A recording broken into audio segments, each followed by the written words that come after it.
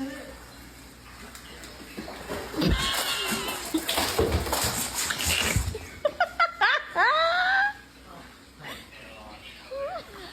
at this.